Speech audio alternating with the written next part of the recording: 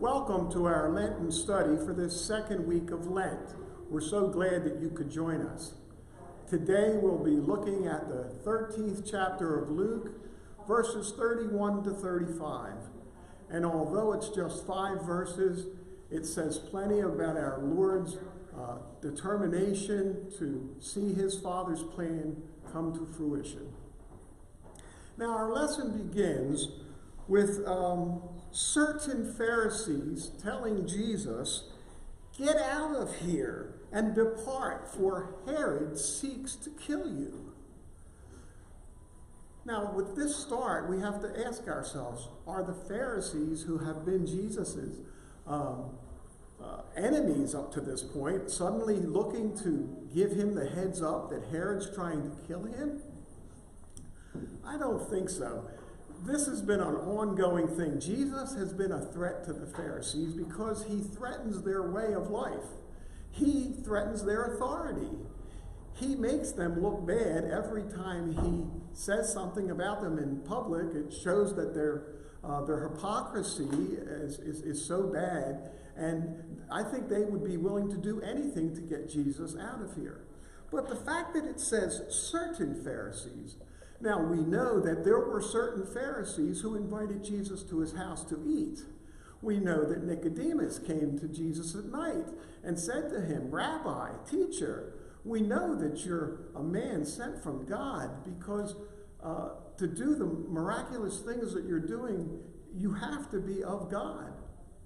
So it's very possible that certain Pharisees could be trying to give Jesus the heads up. But let's look at the rest of the threat. It says, "Get out of here, for Herod seeks to kill you." Now, this is Herod Antipas, the son of Herod the Great, who indeed did try to kill young baby Jesus many years before, after seeing the wise men, when he ordered the slaughter of the innocents. Herod Antipas is no angel either. Herod Antipas is the man who had John the Baptist put into prison and eventually had his head cut off at the request of his daughter-in-law. Herod Antipas also did, like his father Herod the Great, many things to draw favor of the Roman government. Herod the Great had buildings built. He had walls built. He had a lot of things done. He had an eagle put over one of the main gates of the temple, and he ordered that twice a day that the priests would offer sacrifices for the Romans. Herod Antipas, following in his father's footsteps, would basically do anything to make himself look good to the Roman people. He had made a new city called Tiberias, and he even changed the name of Lake Galilee into the Sea of Tiberias to give honor to his Roman friends. Now you wonder why a Jewish king would do such things to a government who was oppressing his own people. Well, that's because neither of them were Jews. They were Idumeans, okay, from the tribe of the Edomites, from the city of Edom, which goes all the way back to Esau, brother of Jacob. What Jesus says tells us a lot about what he thinks about this warning. Could Herod indeed have been working with these Pharisees? Could he have told them to tell Jesus that I want to kill him? Either way, both factions, both the Pharisees and Herod, would love for Jesus to disappear. Herod didn't want to be embarrassed in front of the Roman government, and the Pharisees just wanted him to be gone at any cost. Well, Jesus was unimpressed. He tells them, "Go tell that fox, behold, I cast out demons, and I do cures today and tomorrow, and on the third day my work will be finished. Jesus didn't hesitate to defend himself. But why did he call Herod a fox? Was he saying that Herod was sly and cunning? Actually, it was quite the opposite.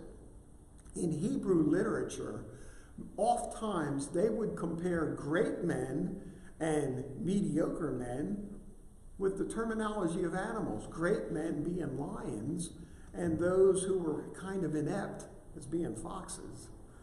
I think he was putting Herod in his place, showing that he knew Herod had absolutely no power to follow through on the threat that they just made against him. And either way, he was going to continue doing what he was doing.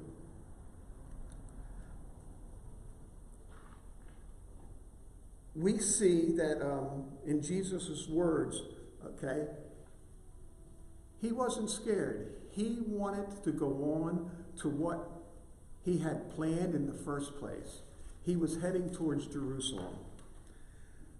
The people there, they never respected him. The Pharisees from Jerusalem particularly did everything they could to squash and make Jesus look bad, okay, hoping to find a way to discredit him. Now Jesus said, "Nevertheless, I must go on today and tomorrow and the next day, for it cannot be that a prophet perish outside of Jerusalem." This was another dig. It's not that all the prophets perished inside Jerusalem. It's that Jesus knew what his end was going to be. And Jesus was very much indeed a prophet. He was recognized as the religious government as a prophet and as the people themselves as a prophet.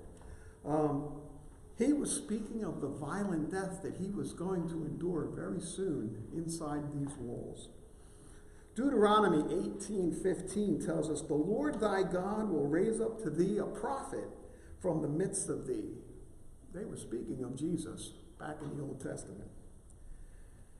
Jesus then began to lament over the city of Jerusalem.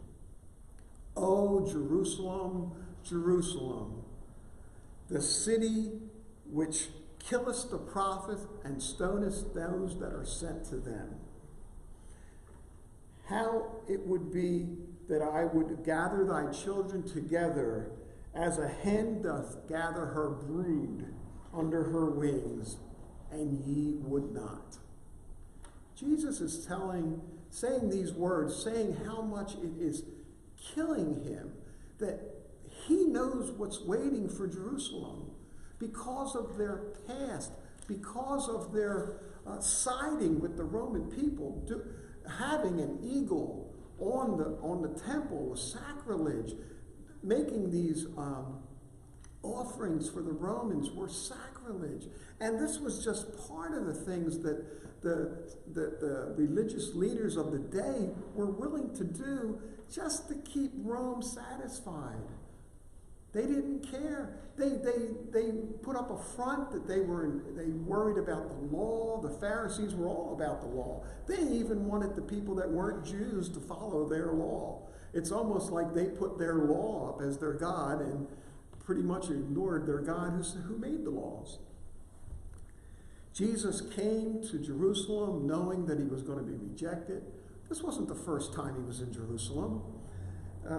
He knew their past history, and it was seriously bothering him. He was really lamenting over this city. And why shouldn't he be? This city, Jerusalem, was the central seat of power for the kingdoms of David's line, all the kings, okay? The holy temple of God, it was chosen that that's the place it was going to be built. God was going to dwell with them in the temple. And we know what horrendous things is only going to happen in a short time to Jesus, the Son of God. It's so ironic that the city that was supposed to be set apart, and the word Pharisee means set apart. They themselves looked at themselves as like everyone was below them. And that was part of the problem with Jesus. They didn't like the fact that he would take in sinners, that he would eat with tax collectors and openly sinners and women that got in trouble. And whatever the sin was, these people were not clean enough for them to wash. Going back to Jesus calling Herod a fox, the fox was an unclean animal to boot. Okay, he was really putting Herod in his place with that designation of him as a fox. Jesus continues, "Behold, your house is left unto you desolate." Well, the house Jesus speaks of is the temple. They have not followed God's plans. They have not worshiped God the way they were supposed to worship God.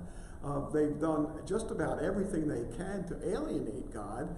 And Jesus tells them right now, "Verily, verily, I say unto you, ye shall not see me until the time come when ye shall say, Blessed is he who cometh in the name of the Lord." Now, this is a quote from Psalm 118, verse 26. But it would be too easy to think that this quote is referring to Palm Sunday, which is not that far off. I think Jesus is talking that these Jews are not going to come to his senses until the entire Gentile world is presented with the gospel and saved, and then they'll come to their senses. The cost of their compromises was greater than the nation of Israel could ever have imagined. They just felt it was better to side with Rome and keep the peace so that they wouldn't lose anything. Now, the people themselves, they were taxed so bad by Herod the Great, and then it continued with Herod Antipas, that they were economically already a weakened nation. They were suffering already, and being at the hands of the Roman government, there was like nothing good to look forward to. But Jesus tried to show them that there was good, and that there was something outside the world that they were living in that they could look forward to. He said your house is desolate because God would no longer dwell there. In Deuteronomy chapter 32, verse 11, Moses spoke of God acting like an eagle, spreading his wings where the people could actually get on top of the wings and be supported by God's power and grace. And here Jesus gives an analogy of a different animal. He compares himself to something more gentle, a hen, but nonetheless capable of taking care of her brood underneath her.